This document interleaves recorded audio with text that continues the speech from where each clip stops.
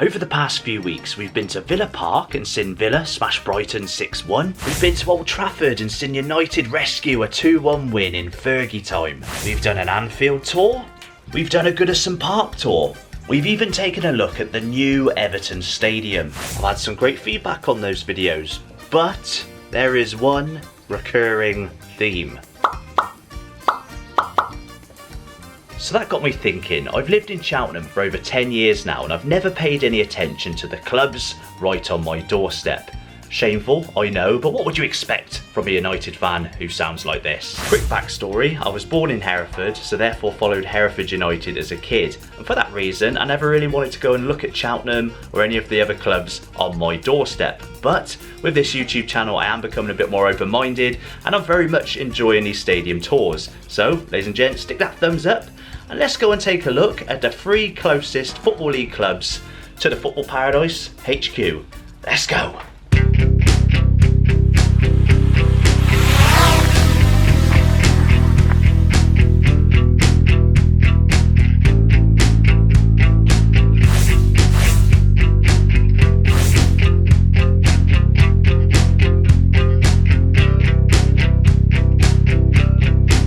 Guys, so here we are at our first stop for today. No, it's not this dog poo ridden pitch, it's over there. In the distance we've got the home of Cheltenham Town Football Club, only 3 miles away from my house. That's known now as the completely Suzuki Stadium, but known for many years as Whaddon Road, because it's literally on Whaddon Road. Now, Cheltenham Town was founded in 1887 and they've been playing right there at Whaddon Road since 1932. Fun fact, they're known as the Robins as their nickname, and they've been known that since 1938. Now, you probably know them mostly right now, apologies about the wind, you know them mostly right now for being the team that couldn't score a bloody goal. They're rock bottom of League One as I'm making this video on only 2 points. They picked up their very first goal at their last home game at Whaddon Road versus Derby County. And Goodwin drives that one across goal and Cheltenham have scored. So really not a good start for Cheltenham Town Football Club. That said, they've been in the Football League for a while now, bouncing up and down between League 1 and 2, and they've spent most of their existence in non-league until 98-99. The same season Man United won the treble, Cheltenham Town got their first promotion to the Football League. So fun fact right there. We're going to go and take a look in and around the ground in a moment. My father-in-law was a little bit sneaky the other day and actually flew his drone over the stadium, over the pitch. So we can overlay some of that footage as well, but I don't think we're going to get in there. But in the future, we will go to a game. So it's not been too good for my local teams. The next one we're going to visit after this one, I'm not going to mention the name quite yet, are also struggling a little bit. They were rock bottom of League 2 for a good while, so not too good for my local teams. But remember, I've only lived here for like 10 or so years, so they're not really my hometown club. But it would be rude for us to not take a look. Let's go and have a look around Whaddon Road, shall we? Let's go.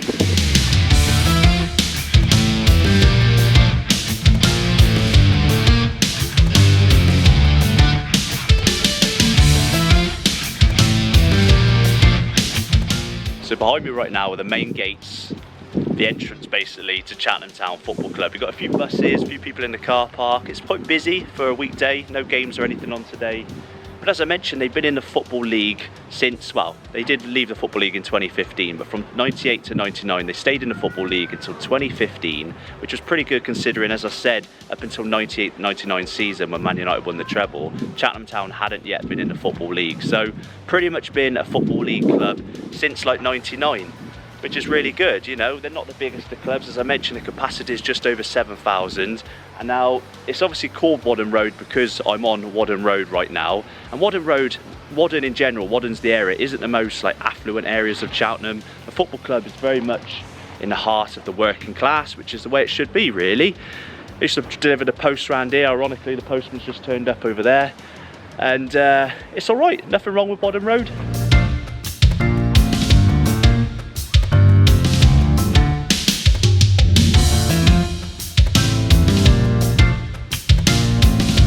Right guys, so I've got to be a little bit sneaky. As I said, I'm not allowed to film without written permission, but we're going to sneakily do this quick. Now, Cheltenham Town Obviously they've gone all in on the Suzuki branding, they've cashed in on the sponsorship for the stadium. Fair play to them, clubs need to do that. We see clubs going into liquidation all around the country, local clubs are dying, all because Glory fans like me go and support Man United and don't support their bloody local club, as you guys keep telling me.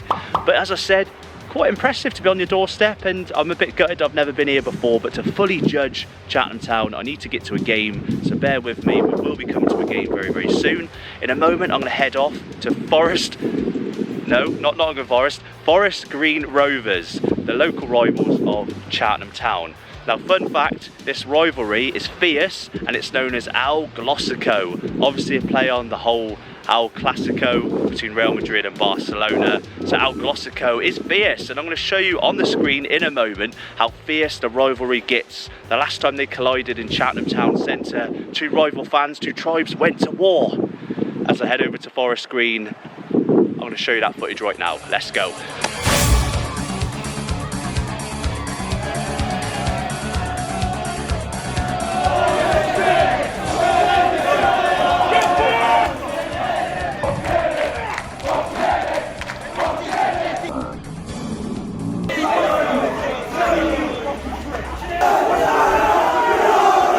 What you gonna do when they come for you?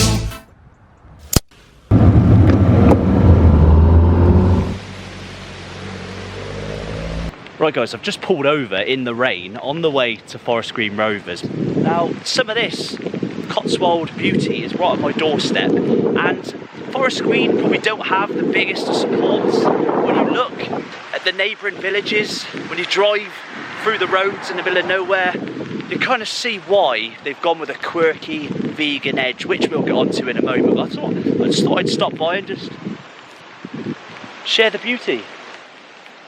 Back in the car, let's get over to Forest Green. So I really haven't picked the best day to film this video, but we've made it here despite losing signal on the sat-nav, despite going the wrong way and not being able to reroute. I followed the signs to Nailsworth, and just outside Nailsworth is over there, the new lawn, the current home to Forest Green Rovers. Now, they are intending to build a new stadium just off the M5, junction 13. They've got the land, they've got planning permission, but currently they're right here. There's loads of fields over there. So let's go and take a stroll. I've got some facts for you with regards to the club. Obviously the vegan thing is going to come up. And if you've ever seen the programme This Country, in my opinion the finest programme ever to be made, it kind of reminds me of the setting of This Country. We'll get onto This Country when we go to our next club for obvious reasons, but let's just go and have a little look outside the gates.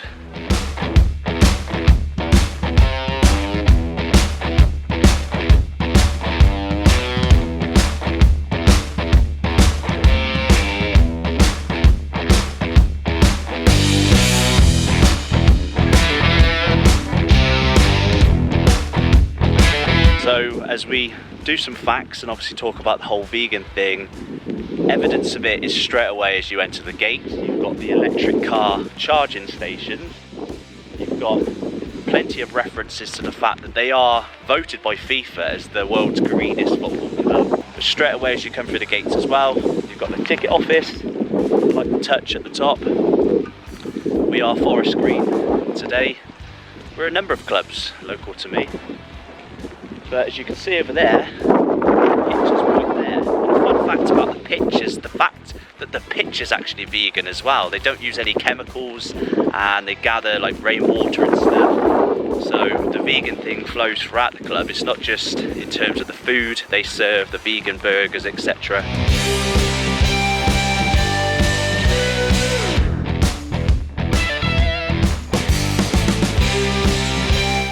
Apologies for the raindrops on the camera. So I did go into reception just to see if I could get permission just to get a few clips. There wasn't anyone there. I'm going to try again in a moment. But you can see the references to the vegan thing throughout the sponsorships with corn and stuff. Obviously the ground's just in there, so we are hoping to take a little bit of a closer look. But Forest Green were basically a non-league club for most of their existence. So the new lawn behind me over there, apologies, I've got my facts in front of me, and if I get them wrong, let me know in the comments below. The new lawn capacity is 5,141 according to Wikipedia, with 2,000 of that capacity being seated. They are moving, as I mentioned, to like a wooden stadium. Looks really cool, and again, that's just going to be slightly off the M5, so better for access, because we mentioned it was in the middle of nowhere, and it really is. There's like nothing around. There's fields over in the distance. You have got a training pitch over there. I like it because obviously I'm not a city boy, but in terms of access, if they are to grow up the leagues, they are going to need a slightly more accessible stadium with better facilities. But the facilities here are really good. So Dale Vince is the owner, and he owns Ecotricity, I think it's called. They sponsor the shirts of Forest Green. A lot of their success can be attributed to Dale. They've obviously climbed the leagues. They were in League One last season. They got relegated. That was their highest ever league to compete in all of English football. They're back in League Two, and as I mentioned earlier, they were bottom. They just off the back of a really good win against Colchester United. So if you look at some of their results this season, I don't think they're going to get relegated again. I think they're going to manage to stay in League Two. I think they'll climb the table a little bit. And as I said with Cheltenham Town, it'd be nice to come here and watch a game in person.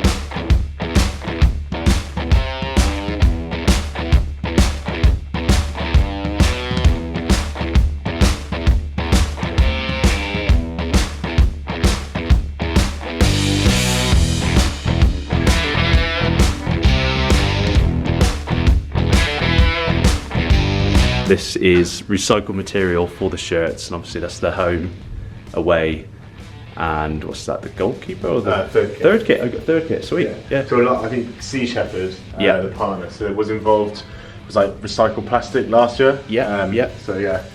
Awesome. Just general merch, and then Dale Vince's autobiography, and then the training kit here. So sponsored by Oli.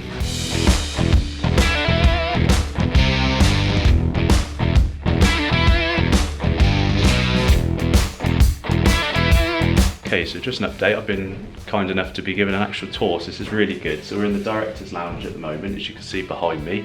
Beautiful view of the pitch.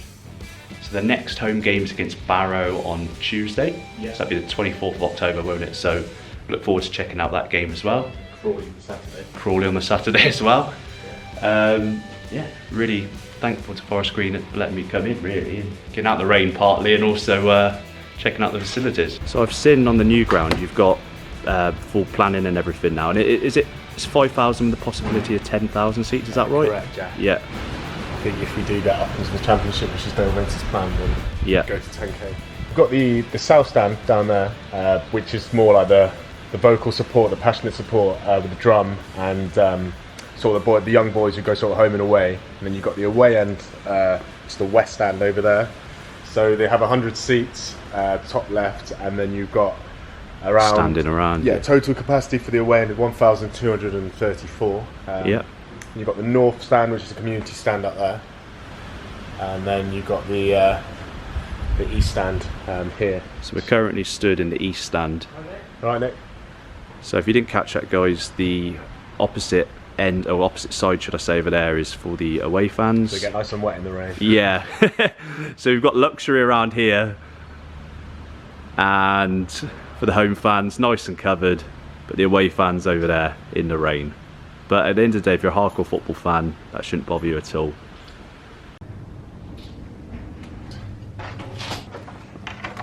Oh, look at this, wow.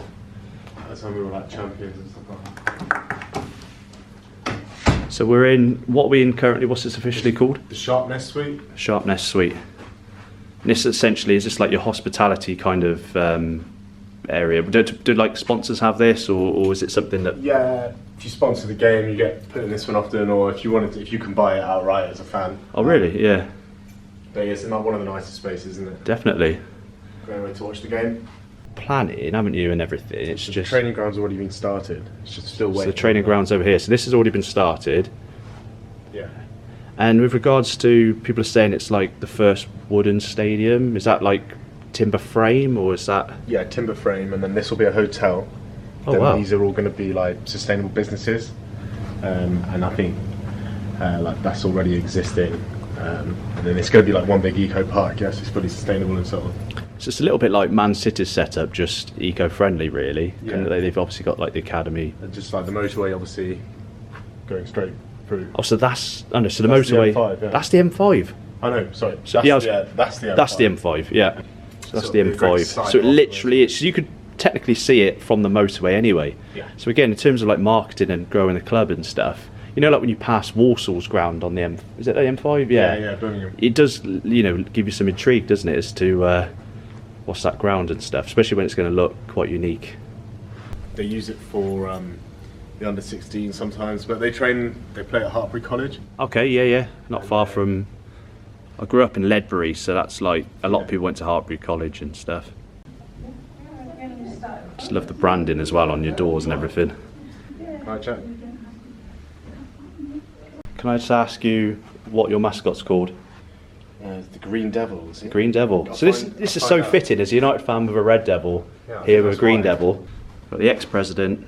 Yeah, I think he was just involved. Horsley did run the club for a little bit. I think he might have been like gaffer at one point. So this is your old badge as well, which is kind of like a Barcelona style badge, isn't it? Yeah.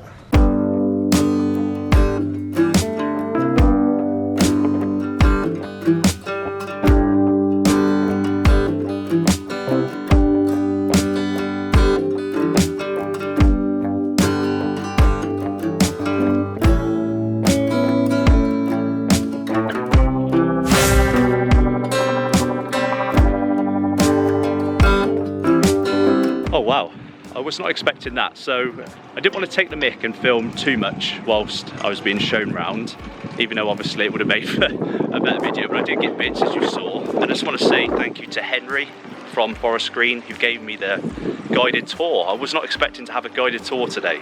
Cheltenham basically told me to get out. And that kind of says it all, doesn't it? Forest Green are a very friendly club, and I really look forward to coming here on match day. I can't do Tuesday against Barrow because I'm off to Man United versus Copenhagen in the Champions League, but I will be here for the Saturday game when they play Crawley. So a nice match day vlog on the way. Really good experience. That's 2 of my local teams down so far. I don't know if I mentioned earlier, Forest Green are 15 miles away from my house. That 15 miles obviously felt a little bit longer because I came from Cheltenham Town, which is the other end of Cheltenham. Anyway, the last of the 3 today. We mentioned This Country being my favourite TV show, and if you've watched This Country, you'll know that Kerry Mucklow is often wearing a Swindon Town shirt. So that's the 3rd one. Let's head over to Swindon in this rain. Let's see if their hospitality is the same. They've got a bigger stadium, but they also play in League 2, so, you know, same sort of standard. But is it going to be as good in terms of scenery, in terms of hospitality, or am I just going to be stuck in the rain? Let's go. Oh, by the way, they gave me a match day stub from the last game when they beat Colchester, and also I've got the team sheet for that game as well. So little things like that. And I don't know if you've noticed, I'm wearing a bloody hat as well, so good times. Let's go.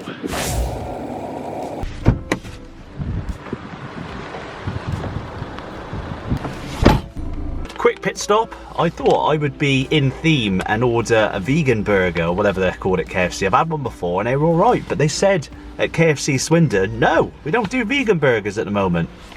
A good old fashioned tower burger will have to do. Sorry, Forest Green. Keep it moving, Swindon, let's go.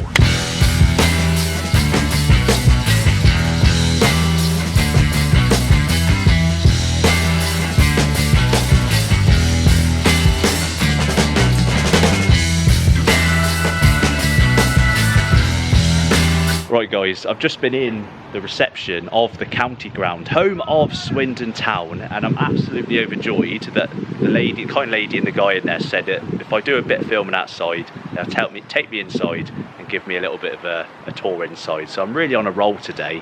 The rain stopped, business has just picked up. So what we're going to do, we're going to have a little look round the outside of the county ground. This is a public walkway anyway, so you've got loads of random people walking past. And yeah, it's mad. I do have some facts on Swindon Town in my pocket.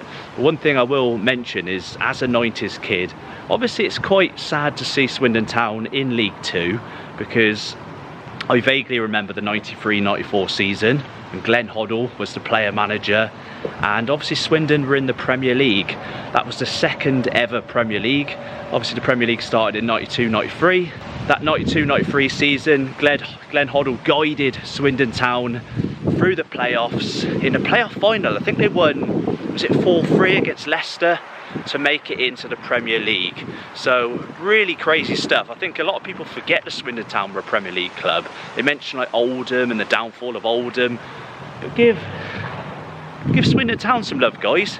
So over here, oh wow, this really is impressive as well, because this ground is like, I don't know, 45 minutes away from my house without traffic. Took a bit longer coming from Forest Green. But the fact that this is a 15,000 seat stadium, 15,000 capacity, over 15,000, and it's right there on my doorstep. So you've got the Arkle stand behind me.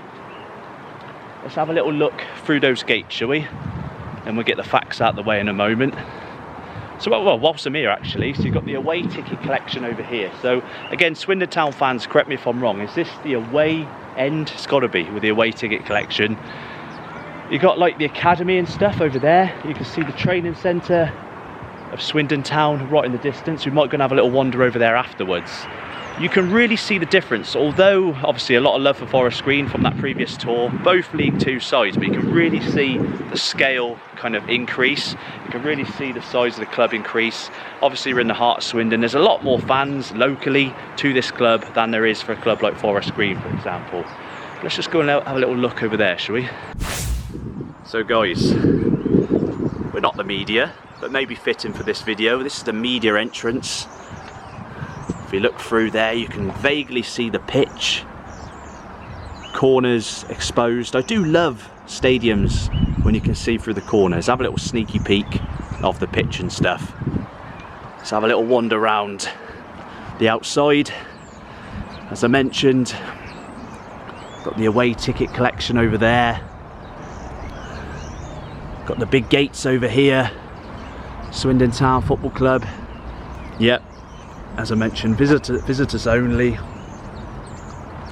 And ladies and gents, don't be bringing your cans, your bottles or your alcohol through this way. Don't take the mick. So I've put my can of San Miguel in the bin, guys. Got to be professional, especially if they are going to show me a bit of the ground. In the distance there, you can see the flags of Swindon flying high. This is where Kerry Mucklow and Curtin, they'd get a lift from the vicar on this country. They'd park the car up there, the vicar would get a ticket, they'd kick off. But Kerry and Curtin would show support to their local club, Swindon Town. Oh, what's this little back passage? Let's take it down the back passage, guys. Let's go. Yeah, there's absolutely nothing down here. Back out the back passage. Actually, whilst we're down the back passage, let's get my notes up on my phone. As I mentioned, probably not the most professional way of filming a YouTube video, but this is what you get here on Rise Football Paradise. You get the raw insights. This is very much a thrown together video today, guys. Literally thought of this idea last night whilst I was watching a bit of Married at First Sight. I thought, you know what? Let's show a bit of love to my local clubs. So here we are, Swindon Town, capacity 15,547 according to Wikipedia.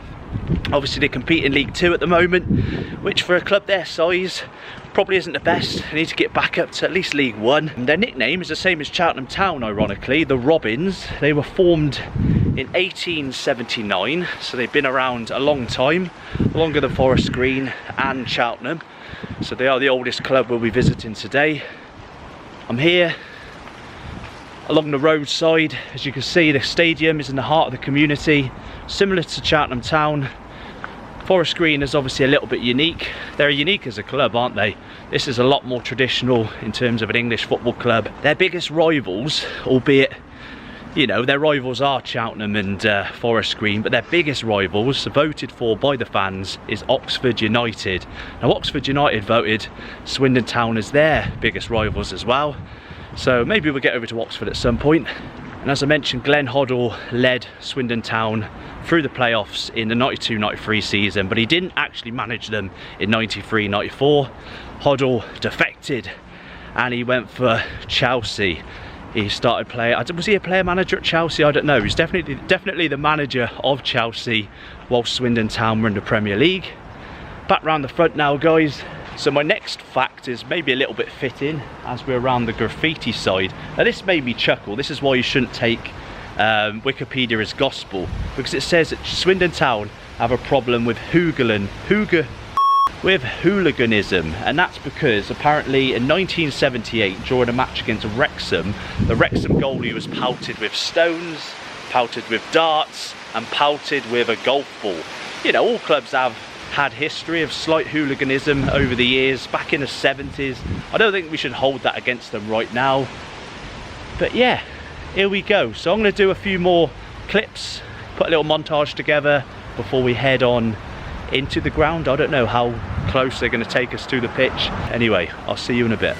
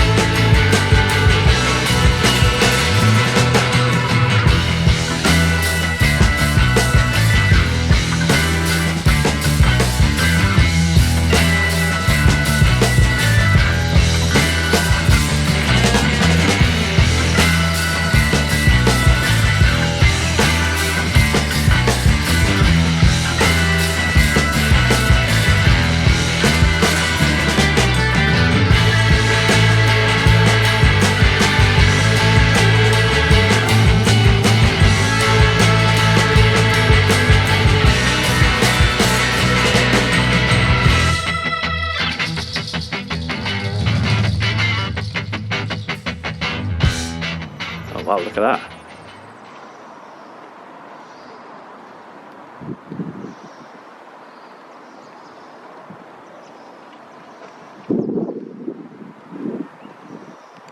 Guessing the away end without the roof? Yeah. Yeah. And the first part of the arc was like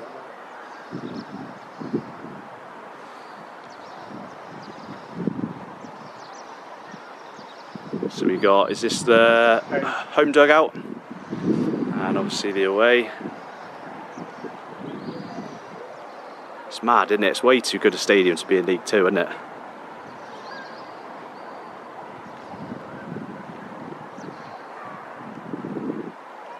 Fantastic. So just to confirm as well, so you said part of the Arkle as well, so this is obviously the Arkle, isn't it? So that bit up there's the away bit. That bit there's the away bit as well as over there. Sweet. Again, I remember just watching back the Premier League years and stuff, yeah. And I swear, wasn't some of it being rebuilt in like 90s?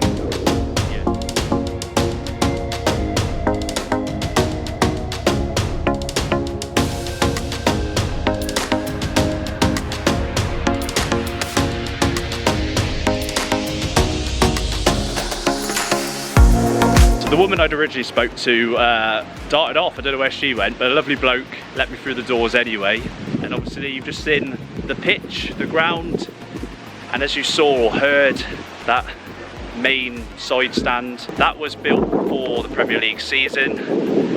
And yes, we didn't get a chance to have a look at all the facilities behind the scenes and stuff, but I don't expect them, you know, me to just randomly turn up and to show them everything behind the scenes. Obviously you've got to have some privacy. But where I'm walking now is the academy pitches and their setup and stuff that I showed you earlier on. So really interesting. Let's go and have a look at what the little academy setup's like.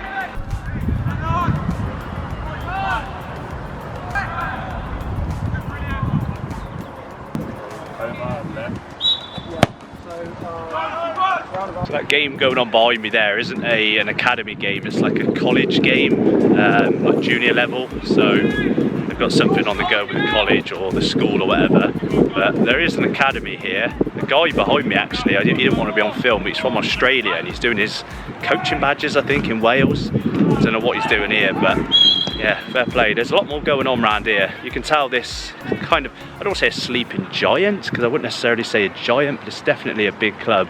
And you get that with all the training facilities around here.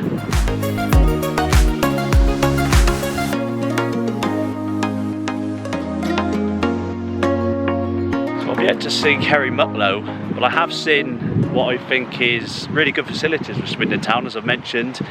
Over here you've got some kind of athletic setup that they're refurbing by the looks of it.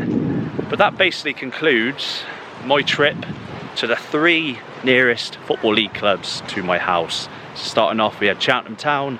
A little bit further out, you got Forest Green. And now finally, you got Swindon Town. If you enjoyed the video, guys, stick that thumbs up. And we're going to go back now to the Football Paradise for a quick summary. Let's go. Before we do go back to the Football Paradise, I'd just like to say that obviously they do have electric vehicle charging stations. So it ain't just Forest Green that does it, obviously to a lot smaller scale than Forest Green. But yes, back to the Footy Paradise.